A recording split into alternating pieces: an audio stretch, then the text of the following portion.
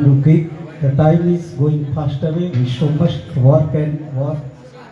Understand?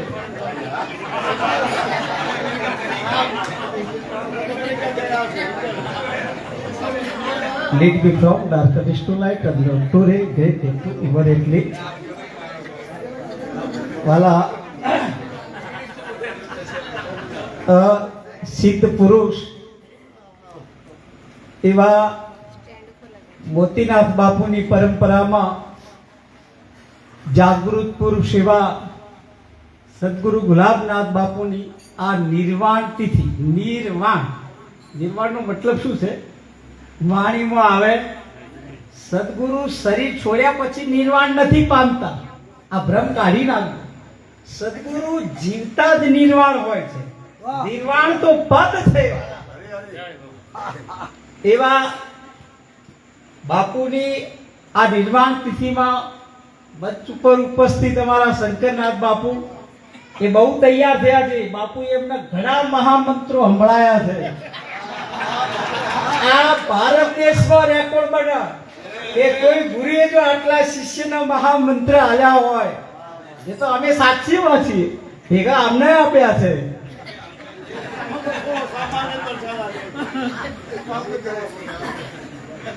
એવા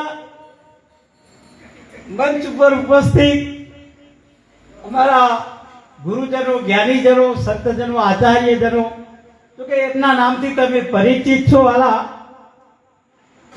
પણ આ નારાયણનાથ એટલું જાણે છે કે કોઈ જાણતા નથી, કોઈ નહીં જાણતા. આ તો તમને લાગે કે આ જાણે છે, બાકી હું કોઈ જાણતો કશું શું જાણ્યું. હવે જે 52 છે એને જાણવો કઈ રીતે? એની કોઈ ભાષા નથી, એનો કોઈ અક્ષર નથી, એનો કોઈ ધ્વનિ નથી, એનો કોઈ અવાજ નથી, એનો કોઈ ગ્રંથ નથી. અવશ્ય જાણવું પડે. એટલે નારાયણનાથ કોઈ નહીં જાણતા. અને આ મારા પ્રવચનો નથી વાળા. તમે એમ સમજતા હોય કે આ પ્રવચનો કરવા વાળા જાણે છે? કદી નહીં જાણતા. આ પ્રવચનો કરવા વાળા જ નહીં જાણતા. પણ તમે તો વાત છોડી જ દો.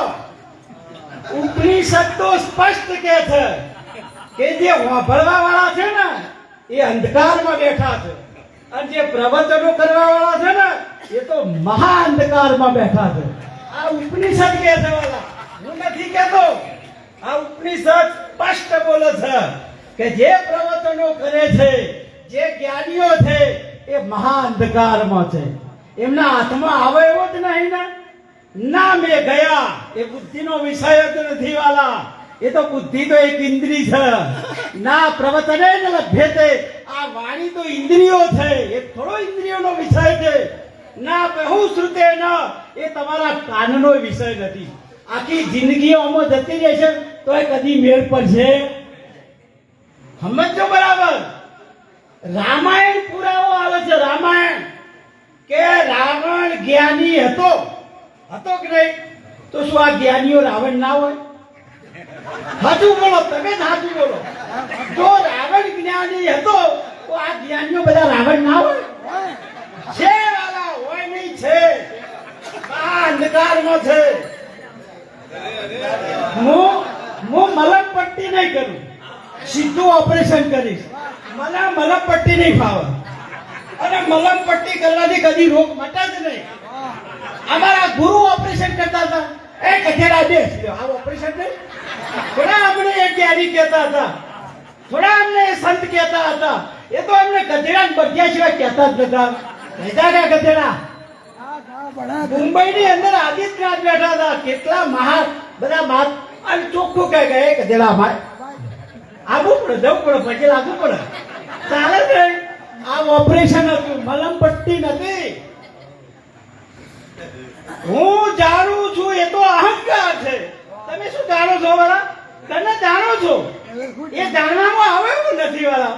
આત્માના કોણ 1000 જ્ઞાનીઓ બેઠા હોય, 1000 જ્ઞાનીઓ, અને તમે ચેલેન્જ કરી દો કે તમારે ગોખેલું નહીં બોલવાનું, કોઈનું સાંભળેલું નહીં બોલવાનું, કોઈ મહાપુરુષની વાણી પર પ્રવચન નહીં કરવાના, વાહ. કોઈ ગ્રંથો પર પ્રવચન નહીં કરવાના. નાવો બોલો જો હજારે હજાર સુખ થઈ જાય.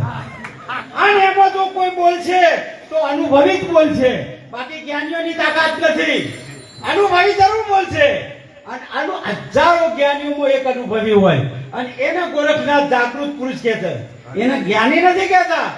જાગતા નરસેવ મનસા માલની, તો જ મળશે નિરંજન દેવ, બાકી કદી મળશે. ગોરખનાથે કોઈ ઈશારો કર્યો, કોઈ સાધારણ ઈશારા થોડા કર્યા છે મહાપુરુષે. શું આ જ્ઞાનીઓને જાગૃત પુરુષ કીધા છે? ના, કદાપી નહીં. એવા બ્રહ્મ કદી રહેતા નહીં. બોલો જાગો છો? તમને હવે ખબર પડી કોઈ જગા એવું જ નહીં.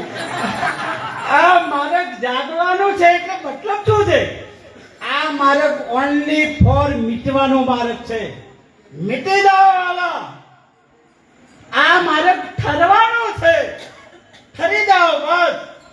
સદગુરુ મહારાજ પરમાત્માની જો કોઈ તમે એમ ના સમજતા પરમાત્મા જળ ચેતન છે. ના, એ જળમય નહીં, ચેતનમય નહીં.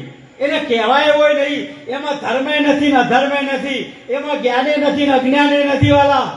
એ શું છે એ તો તમે કહી જ ના શકો, વર્ણવી જ ના શકો, બોલી જ ના શકો. કેવલ મૌન. અને એની જો કોઈ ભાષા હોય, પરમાત્માની જો કોઈ ભાષા હોય તો ઓનલી ફોર પ્રેમ. એક શબ્દ ગુરુદેવનો મટી ગઈ ખેંચાતા. મને કીધું નારાયણ નાથ દેખાય શું? મેં કીધું બાપુ જગત. કે ના જગદીશ.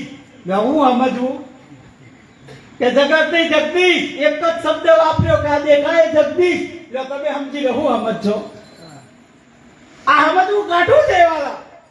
અને એ વેદ પુરાવો આપે છે કે સર્વ ખલિદમ બ્રહ્મ એકમેવા દ્વિતીયમ બ્રહ્મ દ્વિતીયમ નાસ્તિ ઇદમ બ્રહ્મ આસિતમ બ્રહ્મ. એ તો વેદો બોલે છે પણ સમજાય એવું નથી પાછું વાલા. એ તો ઘણા એવું સમજાયું હોય તો પછી આ વસ્તુ જ ના આવે. જાણવા જેવી વસ્તુ અજાણ છે તો પછી જાણી લીધી કહેવાય ને જ્ઞાનીઓએ. તો અજાણ શબ્દ જ ના આવે. અરે જે જાણવા જેવો નથી અને જો કદાચ જણાઈ જાય તો જાણવાનું કોઈ રહેતું નહીં. એ પામવા જેવો છે પણ પામવું કેમ? અને પામી લ્યો તો પામવાનું કોઈ રહેતું નહીં. એ મેળવવા જેવો છે પણ મેળવવું કેમ? કઠિન વસ્તુ ત્યાં છે અને મેળવી લે કોઈ મેળવવાનું. એટલે સદગુરુની જો કોઈ ઓનલી ફોર સાચી ભાષા હોય તો પ્રેમ. પ્રેમ એ જ ભાષા. પ્રેમ ભલે દેખાય નહીં. સંતોના ચહેરા જુઓ વાળા. એક નૃત્ય છે, એક આનંદ છે, એક મોજ છે, એક મસ્તી છે. અને સદગુરુ એ પ્રયત્ન કરે છે. જ્ઞાન આપવાનો પ્રયત્ન ના કરે વાળા સદગુરુ. સદગુરુ તો કોઈક અનુભવ કરાવવાનો પ્રયત્ન કરે. જ્ઞાનીઓ તો ઘણાય છે. આ ભારત તમે યુટ્યુબ ખોલો ને આ મોબાઈલમાં તો જ્ઞાનીઓનો તો રાફડો છે. આમાં ઘણાય મોય બકે છે આ યુટ્યુબમાં. એ વસ્તુ અલગ છે. તો ગુરુ મહારાજનો એક પ્રયત્ન હતો કે મારા સેવકો જે શરણમાં આવી જે કોઈ હોય, દુનિયાભરની વ્યક્તિ હોય, એનામાં એક વસંત ખીલે. વસંત ખીલે, હરિયાળી ખીલે, હરિયાળી એમ. એનામાં એક એવું વસંત ખીલે, એવી એક ખુશ્બુ આવે. અને એ ખુશ્બુ અહીંયા વિસનગરની ગાદીથી નીકળવી જોઈએ. અને એ ખુશ્બુ વિસનગરમાં નહીં, ગુજરાતમાં નહીં, પૂરા ભારતની ભૂમિમાં ખુશ્બુ ફેલાવી જોઈએ. આ જ્ઞાનીઓનો ધ્યેય હોય છે. આ ઋષિઓનો ધ્યેય હતો. નકર તપ તો રાવણે કરતો હતો, પૂજા પાઠે કરતો હતો, જ્ઞાની હતો. તમે જુઓ રાવણ જેવો કોઈ કલાકાર નતો. મનોરંજન કરાવો તો કે રાવણ જ કરાવે. રાવણ જેવો કોઈ વક્તા નતો વાલા. પણ ફેલજો કે ના જો ફેલ જ ગાય. અનુભવ નથી વાલા. તો આ અનુભવની વાતો છે. અનુભવી અનુભવ કરવા આવો. કીધું છે કે આ જગતમાં બાનાધારી ઘણા ફરે, જ્ઞાનીઓ ઘણા ફરે, અનુભવી બહુ થોડા. જે સમજે સદગુરુની શાન, બાકી બધા પ્રજાપતિના ઘોડા. આદિ રે અનાદિ ગુરુ મારા અનુભવી અને મારા અગણીએ આયા. અને વસ્તુ એવી અનાદિની લાયા, અનાદિની, જેનો આદિ નથી, જેનો અંત નથી, એવી વસ્તુ લાયા. અને ડંકો દીધો વાલા ઉપદેશનો, પછી મન મેવાસીની મોય, આખું મન મેણાઈ ગયું. આ તો બધા જ્ઞાનીઓ તો તમારા મનનો ઉપદેશ કરે છે. मन ही ज्ञाना मन ही ध्याना मन मन की बात, मन के लिए ज्ञान થતા મન હે અંતર્યામ. આ તો તમારા મનના ઠપકો આપો છે. અંતર્મુખ થો, અંતર્મુખ થો. એટલે ચોકન અંતર્મુખ થવાનું છે. બદલો બદલો, કોને બદલવાનું છે? મનને બદલવાનું છે. મનને તો દેવતા મેળો, સ્વરૂપને સમજો. ઈ કોઈ બદલવાનું નહીં, ઈ કોઈ અંતર્મુખે નહીં થવાનું. ધ્યાની જ્ઞાની મથી મથી મુવા, પણ સમજ્યા નહીં મારા સદગુરુનો સા. જ્ઞાનીઓના ધ્યાનીઓ તો બધા થાકી ગયા, પણ સમજ્યા નહીં સદગુરુનો સાથ. સદગુરુની પીરાઈ કોઈ ના પાવે વાલા પાર. અલખની મને આસ છે, બીજી નથી કોઈ આસ. આ સદગુરુનો મહિમા છે, જે લખ્યામાં ના આવે. એટલે સમજો, એક શબ્દ ગુરુદેવનો મટી ગઈ ખેંચાતા. શબ્દમાં સારા ગુરુ સમાયા. સારા એટલે આખા વિશ્વના ગુરુ આવી ગયા. શબ્દમાં સારા ગુરુ સમાયા. શબ્દમાં ગુરુ છે મौजूद, जो होने वाले हैं, जो होंगे, सब है मौजूद. એવો કયો સદગુરુનો શબ્દ છે? એમાં દુનિયાભરના ગુરુઓ મौजूद છે, જે થઈ ગયા, જે થવાના છે, અને જે હાલે હયાત છે. ગુરુ મારું મંજિલ છે, ગુરુ છે તલાશ, ગુરુ મારી ઉમ્મીદ છે, ગુરુ છે મારી આસ, ગુરુ મારો પ્રેમ છે, ગુરુ છે અનુભવ, ગુરુ મારો અહેસાસ છે, ગુરુ છે જીવનની હા. બોલો, જાગો છો? પણ જાગો હો. એક વખત હૃદયથી અને દિલથી આમ વસંત ખીલવી જોઈએ વાલા, હરિયાળી આવી જોઈએ.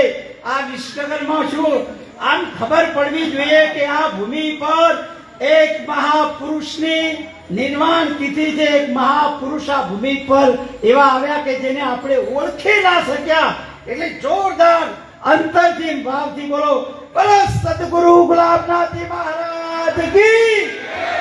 ભાવથી બોલ્યા, પ્રેમથી બોલ્યા. જાગો છો? ગોટા ખાધા? હવે હું મારી વાણીને વિરામ આપું છું. ખૂબ સમય લીધો. હવે આગળના જે મહાપુરુષો ધન્યવાદ છે એ બધા પધાર્યા. ગુરુજનો, આચાર્યો, અમારા ગોપાલદાસ, મહેન્દ્રરામ, બાબુરામ બાપુ, ભાઈ વિષ્ણુમાર મહારાજ, બધાના હું નામ નથી, પણ બધા મહાપુરુષો આપણું સ્વરૂપ છે. અને આ જે કઈ પ્રકાશ છે, એક રસ્તા છે, એકરૂપતા છે, શબ્દ છે, એ બધી જ સદગુરુ મહારાજની કૃપા છે. બોલો સદગુરુ ભગવાન કી. ખૂબ ખૂબ